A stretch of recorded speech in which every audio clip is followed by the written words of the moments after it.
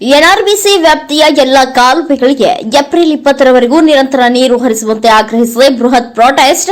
ರಾಯಚೂರು ಜಿಲ್ಲೆಯ ದೇವದುರ್ಗ ತಾಲೂಕಿನ ಅಮರಾಪುರ ಕ್ರಾಸ್ ರಸ್ತೆ ತಡೆದು ಪ್ರತಿಭಟನೆ. ರೈತ ಸಂಘಟನೆ ಮತ್ತು ವಿವಿಧ ಸಂಘಟನೆಯ ಕಾರ್ಯಕರ್ತರಿಂದ ರಾಜ್ಯ ಹೆದ್ದಾರಿ ತಡೆದು ಪ್ರತಿಭಟನೆ. ರೈತರ ಪ್ರತಿಭಟನೆ ಭುಗಿಲೇಳುತ್ತಿದ್ದಂತೆ ಪ್ರತಿಭಟನಾಕಾರರನ್ನ ಬಂಧಿಸಿದ ಪೊಲೀಸರು. ವಿತರಣಾ ಕಾಲುವೆ ನವೀಕರಣಕ್ಕೆ ಕೋಟ್ಯಾಂತರ ರೂಪಾಯಿ ವೆಚ್ಚ ಮಾಡಿದರೂ ಕೊನೆ ಭಾಗದ ರೈತರಿಗೆ ನೀರು ತಲುಪುತ್ತಿಲ್ಲ.